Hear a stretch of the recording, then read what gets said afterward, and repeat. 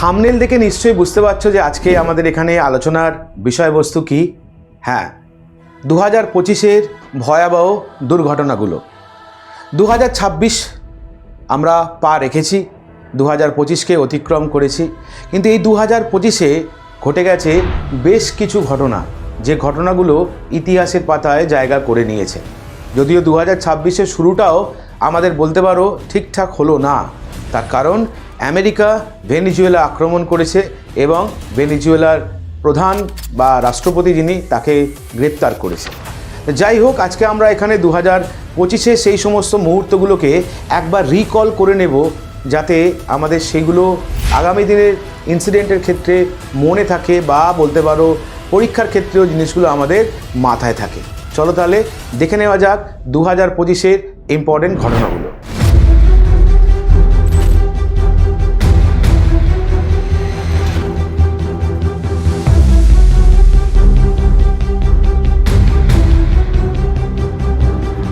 বছরের শুরুতেই উত্তরপ্রদেশের প্রয়াগরাজে মহাকুম্ভ মেলায় ঘটে ভয়াবহ পদপিষ্টের ঘটনা। 29শে জানুয়ারি মৌনী অমাবস্যার পুণ্যস্নানের দিনে সঙ্গম নোজ এলাকায় লক্ষাধিক পুণ্যার্থী ঢল নামে। বাঁধভাঙা জনস্রোত নিয়ন্ত্রণের ব্যর্থতায় মুহূর্তে পরিস্থিতি হাতের বাইরে চলে যায়। সরকারি ও বেসরকারি হিসেব মিলিয়ে মৃতের সংখ্যা 30 থেকে 80 ছাড়ায়, আহত শতাধিক। রাজধানী রেল স্টেশনেও বলতে পারো মৃত্যু মিছিল আমরা দেখতে পাই। মহাকুম্ভ ফেরত যাত্রীদের ঢলে 15ই ফেব্রুয়ারি নতুন দিল্লি রেল স্টেশনেও পদপিষ্টের ঘটনা ঘটে। প্ল্যাটফর্ম নাম্বার 14 এবং 15-তে অতিরিক্ত ভিড়, ট্রেন দেরি আর ঘোষণার বিভ্রান্তিতে কমপক্ষে 18 জনের মৃত্যু হয়। রাজধানীর বুকে এই ঘটনায় আবারও শোকাহত হয় গোটা দেশ। এছাড়া আকাশ থেকে খসে পড়া তারার মতো নেমে আসে মৃত্যু। হ্যাঁ, 12ই জুন আহমেদাবাদে ঘটে বছরের সবচেয়ে বড় বিপর্যয়। লন্ডনগামী এয়ার ইন্ডিয়ার বোয়িং 787 বিমান উড়ানের কিছুক্ষণের মধ্যেই তা ভেঙে পড়ে শহরের একটি মেডিকেল কলেজ হস্টেলের ওপরে। বিমান যাত্রী, ক্রু মিলিয়ে 240 জনের বেশি, মাটিতে থাকা অন্তত 19 জন সাধারণ মানুষের মৃত্যু হয় এই দুর্ঘটনায়। উৎসবের জমায়েত নেমে আসে শোক, খেলার আনন্দও বলতে পারো রক্ষা পায়নি। 4 জুন 2025 বেঙ্গালুরুর এম চিন্নাস্বামী স্টেডিয়ামের বাইরে আইপিএল জয়ের আনন্দ মিছিলে ভিড় নিয়ন্ত্রণ ব্যবস্থা ভেঙে পড়ে। পরিস্থিতি হাতের বাইরে যেতেই প্রাণ হারান 11 জন সমর্থক, আহত হন অর্ধ শতাধিক। সেপ্টেম্বরে ফের একই ছবি দেখা যায় তামিলনাড়ুর কারুরে। অভিনেতা ও নব্য রাজনীতিবিদ বিজয় দলের জনসভায় পদপিষ্ট হয়ে মৃত্যু হয় 40 জনেরও বেশি মানুষের, যার মধ্যে একাধিক শিশু ও নারীও ছিলেন। বছরের শেষে আগুনে পুড়ে আলো ঝলমলে নাইট ক্লাব আমরা দেখতে পাই। বছরের শেষে অর্থাৎ এই 6ই ডিসেম্বর 2025 গোয়ার আরপোরা এলাকার এক নাইট ক্লাবে শর্ট সার্কিট থেকে আগুন।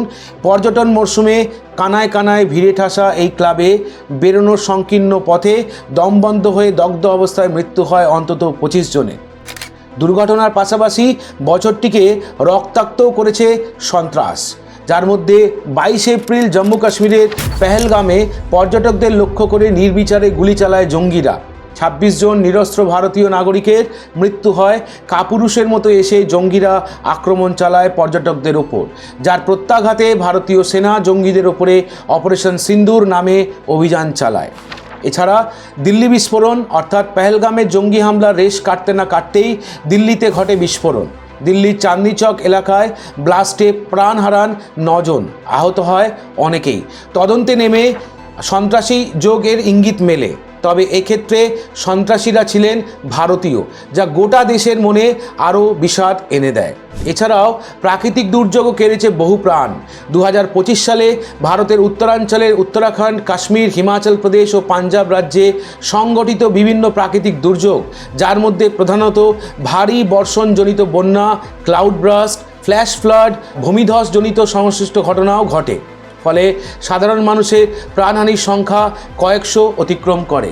ফলে 2025 যেন চোখে আঙুল দিয়ে দেখিয়ে দিয়েছে ভিড় আছে কিন্তু নিয়ন্ত্রণ নেই, উৎসব আছে কিন্তু নিরাপত্তা নেই, উন্নয়ন আছে কিন্তু প্রস্তুতি নেই।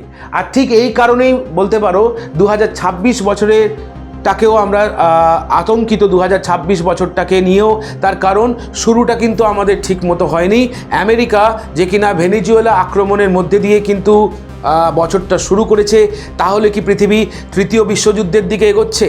একদিকে রাশিয়া ইউক্রেন যুদ্ধের সমাপ্তির কোনো ঘটনা আমাদের চোখে পড়ছে না, অন্যদিকে আরবিয়ান কান্ট্রিগুলোর মধ্যে বিক্ষোভ নানাভূত হচ্ছে, অন্যদিকে ইরান এবং বলতে পারো ইসরায়েলের মধ্যে ঝামেলা চলছে, এদিকে পাকিস্তান ইন্ডিয়া, পাকিস্তান বাংলাদেশ বা ইন্ডিয়া বাংলাদেশ এই সমস্ত কিন্তু আমাদের চোখে পড়ছেই। তাই এসবের মধ্যে 2026 বছরটা কেমন কাটবে সেটাই সবথেকে বড় প্রশ্ন।